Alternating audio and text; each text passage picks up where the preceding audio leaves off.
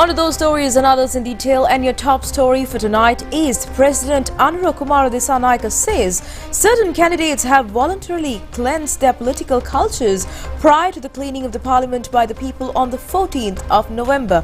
He also says the names of certain politicians in the Hambantota district do not appear in the ballot papers after 88 years. The president adds that a search conducted by him has found that more than 60 politicians have voluntarily withdrawn their political cultures.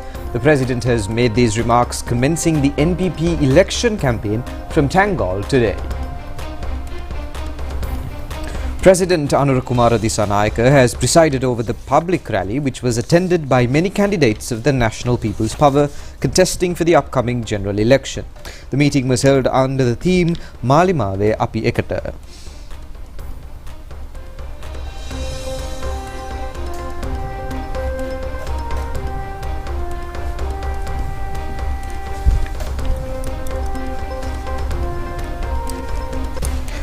General Secretary of the JVP Tilvin Silvas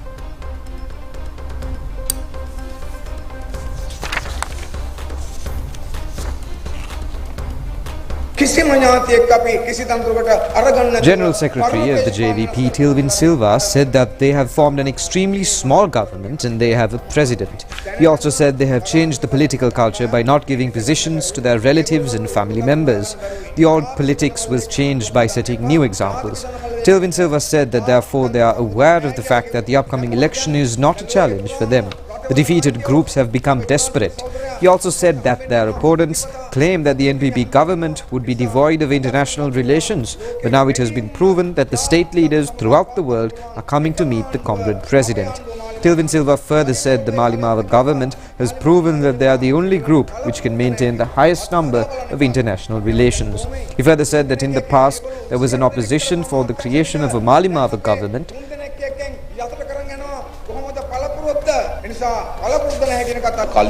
President Kumara Dissanayake said that some groups are voluntarily cleaning themselves before the parliamentary election on the 14th of next month. The names of candidates of a political party in Hambantota do not appear in the ballot papers after a lapse of 88 years. He also said that upon their inquiry, it has been found out that more than 60 such politicians had voluntarily withdrawn. The remaining lot will be eliminated on the 14th of next month through the will of the people. Hambantota is the district that had brought them victories every time. The Hambantota people had extended massive contribution for them to carry forward without putting aside their political flag. The president further said that the Hambantota people are sometimes asking whether the thieves were caught. He said that there are around 400 files which remain closed.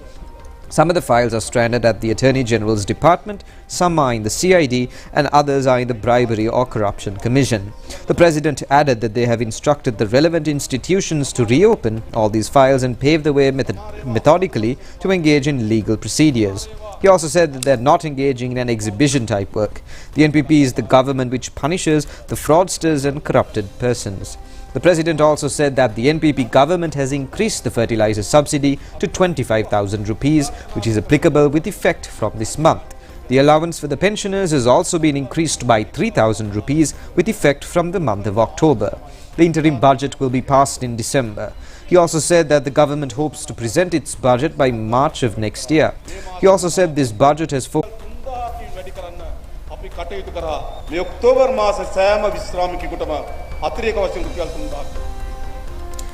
And in the meantime, Indian High Commissioner in India, Santosh Jha, says it is hoped to elevate to a stronger level of the relations between Sri Lanka and India in the tenure of the new government. And he further says that strengthening of bilateral relations is beneficial for both Sri Lanka and India.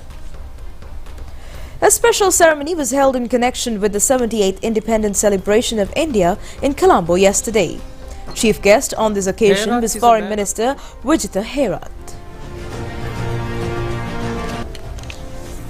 This year is further significant to the Sri Lanka-India society as it celebrates its 75th anniversary of establishment.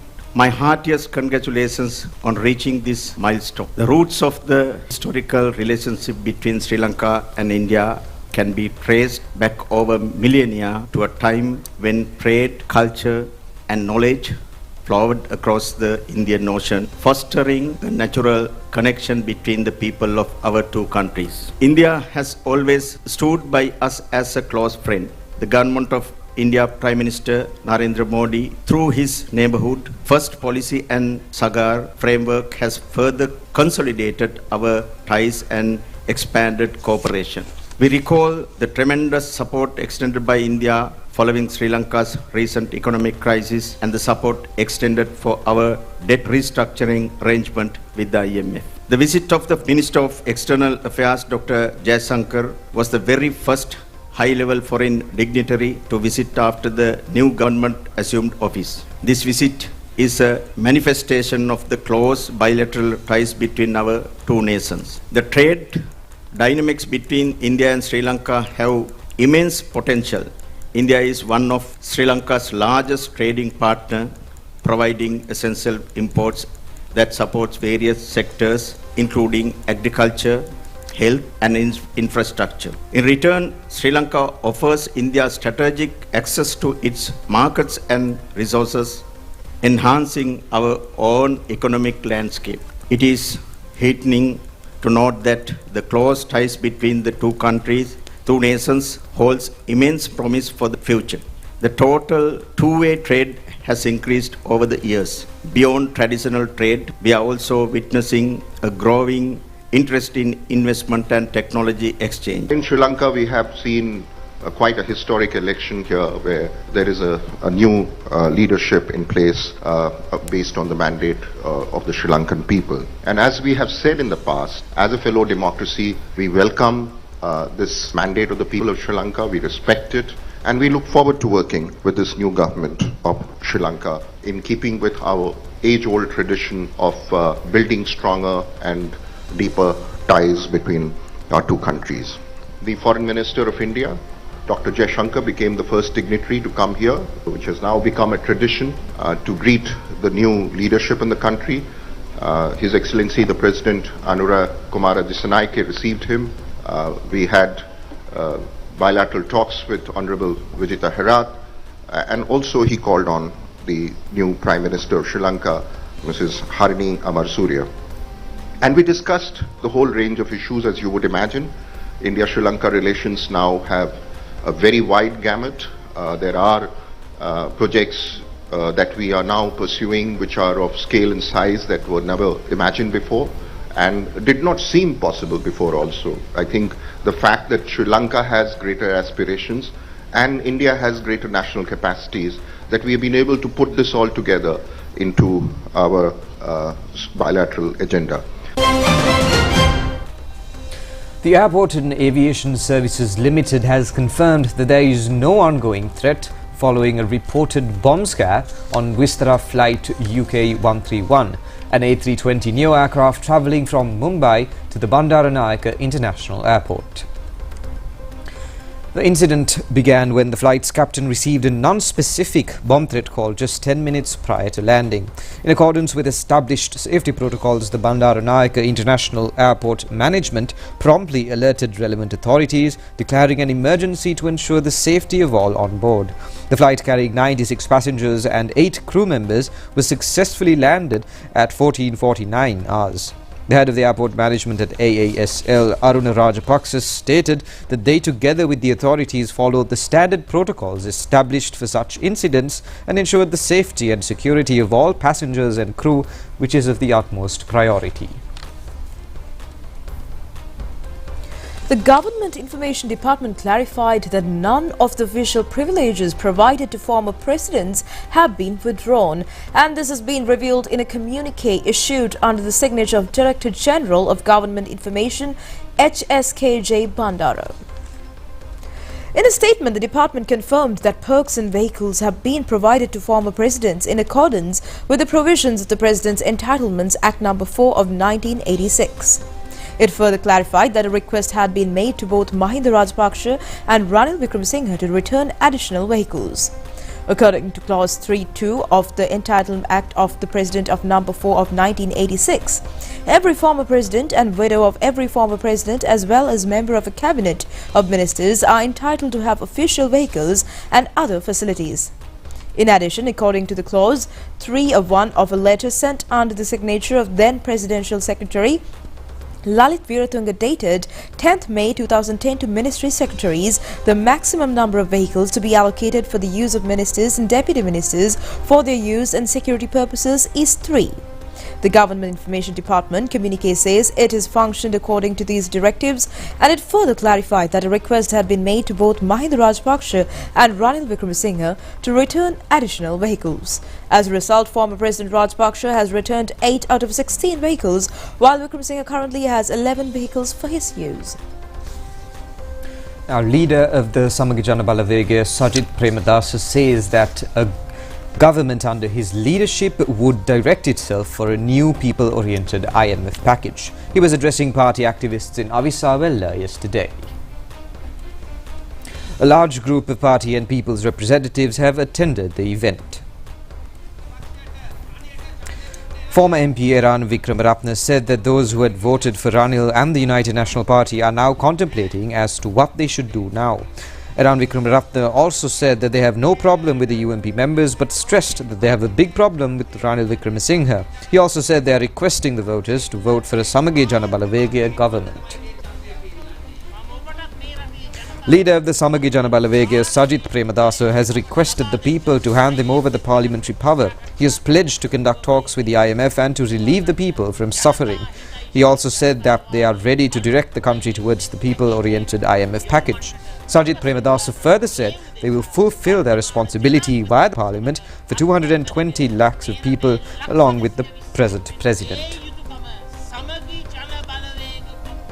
In the meantime, the Gold District electorate meeting of the United National Party was held in Uluvatike in Galle today. The meeting was organized to guarantee the victory of candidates contesting the upcoming general election under the New Democratic Front. Former Minister Ramesh Patrana said that they are clearly launching a challenge to the present government and the Janata Vimukti Peramuna. He also said that they are in the process of accumulating the people's power to restore an alternate government. President of the UNP, Vajra Abewardena, said that he is extending his fullest cooperation to the able, intellectual and strong group who represent the party in the Gold District at the forthcoming parliamentary election. He also said that the general public have a good understanding of their party, and he also requested the people to elect only the most skilled contestants to the parliament. Now, the Commissioner General of Elections, Saman Sri Ratnayake, says the reconvening of nominations for the local government election will not take place. Addressing the media in Kandy, he said that the election will be conducted according to the nominations called earlier. Commissioner General of Elections Saman Sri Ratnayake said that there is a possibility of substituting another person in place of a deceased candidate. Provisions exist in the law in this regard. He further said that issues such as changing sides and related acts are allowed only within the restrictions of the law. Definition of the law is possible according to numerous forms by individuals. He added that, however, the Commission is functioning in a manner to safeguard the law. The Commissioner General also said if any party believes that the Commission is acting in an erroneous manner, such parties have the freedom to go before the judiciary and define the law according to their preference. And now let's have a look at the weekly economic review presented by the Central Bank of Sri Lanka.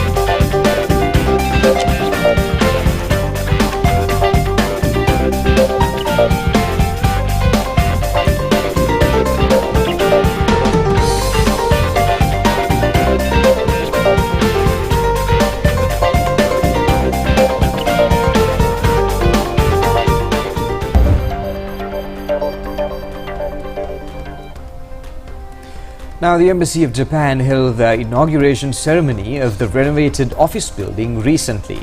Prime Minister Dr. Harini Amarasuriya, along with many of the well-wishers of Sri Lanka and the diplomatic community, have attended the event.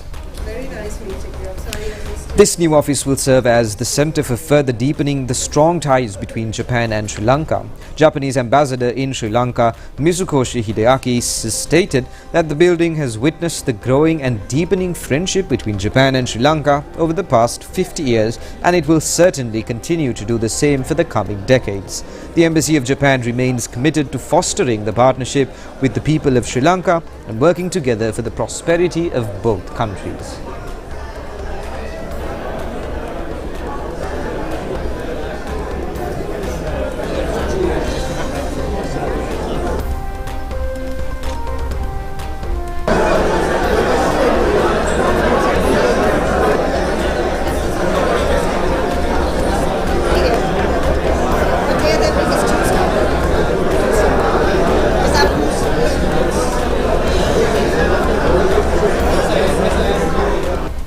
Great honor to stand before you on this special occasion, the opening of the new Japanese embassy here in Sri Lanka, which is a moment that we are celebrating, but also another moment which is tinged with a little bit of sadness as we bid farewell to His Excellency, the Japanese ambassador. This is a moment that signifies not just the deep-rooted relations between our two nations, but also the future of collaboration and friendship that we are committed to building together. The relationship between Japan and Sri Lanka has always been one of mutual respect, shared values, and unwavering support.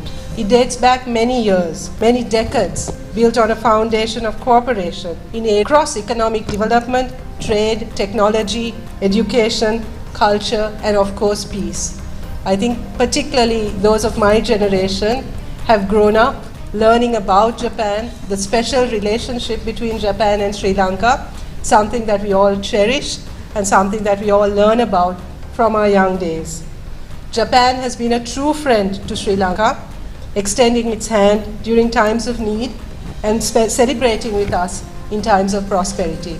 I think, as you mentioned, Your Excellency, during the past 2-3 years, particularly after the economic crisis, you've been a real good friend to Sri Lanka, and you've shown your commitment to strengthening our relations and for really helping the people of Sri Lanka. The opening of this new Japanese embassy marks the beginning of a new chapter in our relationship. It stands as a symbol of Japan's continued commitment to deepening its ties with Sri Lanka, and we see this as a bridge, one that connects not just governments, but also our people, our cultures, and aspirations for a brighter future for both our countries. We are excited to work together on sustainable development, technological innovations, governance, and regional stability. Japan has been a great partner in uplifting Sri Lanka's infrastructure, agriculture, health, and education sectors. And I'm confident that with this new diplomatic mission, these areas of cooperation will only grow in strength and become stronger. But at the same time, I am happy that the renovation work of the embassy building was completed before the end of my tenure, giving me the privilege of inviting you all to this celebration just in time.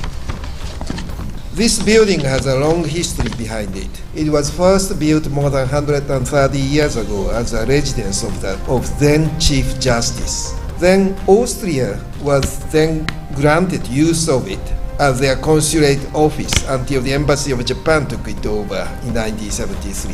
We have been at this location for more than half a century since that time. Due to the wear and tear from the long years of use, we began a comprehensive overhaul of the building in 2021. And the renovation work took whole 3 years until we finally moved back in September this year. For those who had a chance to visit this place before the renovation work began, it may be easy to recognize this new building as reminiscent of the old one. This is because we completely preserved the facade of the building and the interior vibes as before. Just as this building has witnessed the growing and deepening friendship between Japan and Sri Lanka over the past 50 years, it will continue to do the same for the coming decades for sure. And today is officially the first such occasion to open the door to our friends and reaffirm our bonds. Historically, Japan and Sri Lanka have been time-tested partners, especially in times of great challenges. So I immediately realized the 2022 economic crisis was the golden opportunity in disguise to showcase our strong bond. The result was the establishment of the OCC and the subsequent completion of the MOU for the debt restructuring, where Japan played a key role in steering the creditor countries to the common goal of bailing Sri Lanka out of the trouble. In the meantime, a discussion between the Sri Lanka director of the Asian Development Bank, Takafumi Kadono, and the Prime Minister Dr. Harini Amarasuriya was held yesterday at the Prime Minister's office. The Prime Minister commended the support extended by the Asian Development Bank for the development projects in Sri Lanka. Prime Minister conveyed her hopes for continued support from the bank to achieve Sri Lanka's future development goals. The meeting was attended by Chaplain Mamto of Sri Lanka Operations for the Asian Development Bank and Prime Minister's Secretary Pradeep Sapatantri.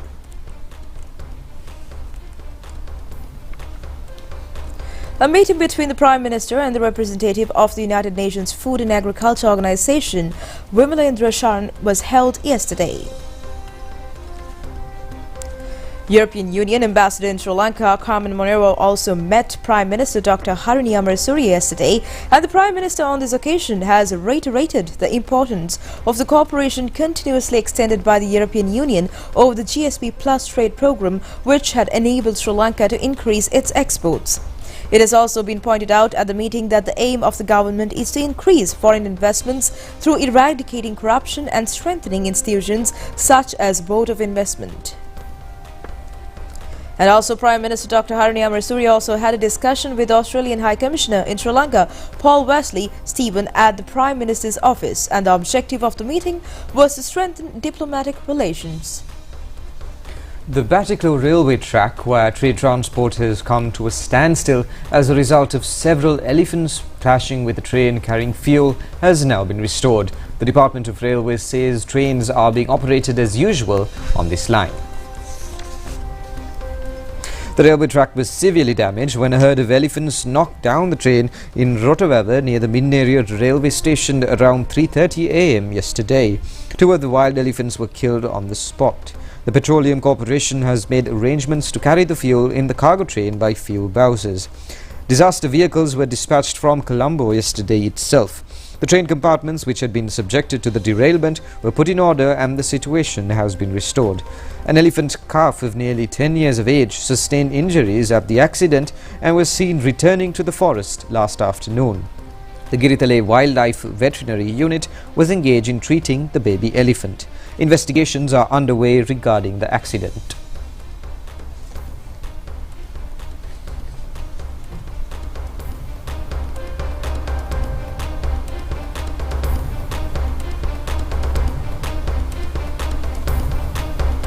And on more news here at home, residents allege that a sum of 70 million rupees has been embezzled during the paving of asphalt for the Akurasa Eramudugoda Valikatiya Dadiyagala Road. Executive member of the Jatiya Janabala Veke, Sunil Handuneti, has requested the governor of the southern province to take necessary steps to initiate a formal investigation on this regard. The renovation work of the 5-kilometer-long road has been initiated during the last presidential election period. The first section of the road was paved with asphalt around 12 years earlier, and villagers allege that there has been no deterioration in that section and that newly paved section was sunk even before a month after renovation. Executive member of the NPP Sunil Handuneti said that they have observed that the previous government was engaged in misappropriating funds in the most serious manner. He also said, as the provincial council not functioning at present, they have requested the southern province governor to conduct a systematic investigation into the alleged fraud. He also said that such suspicions operation had commenced during an election period, and Sunil Handuneti also said the relevant authorities had not shown proper attention on the complaints submitted by the general public. The cost of the loss of funds should be recovered from those who were responsible for the fraud.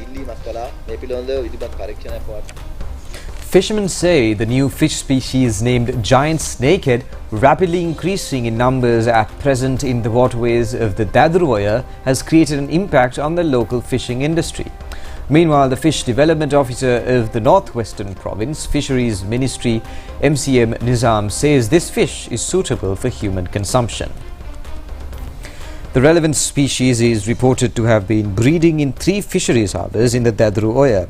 A special operation is underway to remove the fish giant snakehead. The efforts to make free the reservoirs from the visitor species has been effective with the catching of a large number of the species. The officials and the fishing community have established the fact that this fish species is suitable for consumption by processing it for edible purposes at the Ganevatta Kakuluwawala Fisheries Harbour.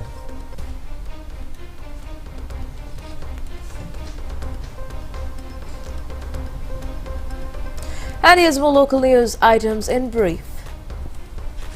A program to enroll students to non-governmental universities and technical colleges who are unable to enter state universities has got underway at the Colombo District Secretariat today. The program has been jointly organized by the Ministry of Education and the Colombo District Secretariat with the objective of making successful the future educational activities of students who had followed GCE advanced level studies in the years 2020, 21 and 22. The Southern Province Excise Special Operation Unit had been successful in raiding 2 illegal liquor production locations in the marshland areas in Hikkadua, Kalupe and Beratudua.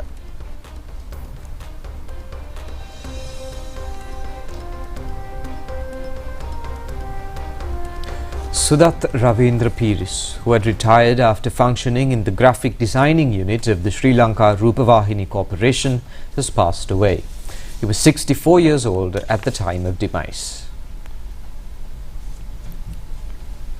Prior to his joining the national television, he had become popular as a comic artist. He had drawn up a number of comics for the Swarna Chitrakatha publication under the name Kanchu. Sudat Ravindra Piris had joined the Sri Lanka Rupavahini Corporation as an amateur artist in 1982. He had also contributed his artistic talents in the many single-episode teledramas as well as teledrama series including Sitanivana Katha and Bogala Soundiris. The remains of the late artist are being kept at his residence, number 10/1, Devala Road, Dikkala, Keselvatta in Panathura. The funeral is scheduled to be conducted tomorrow evening. And that's all the news from home. Stay tuned for foreign news after this break.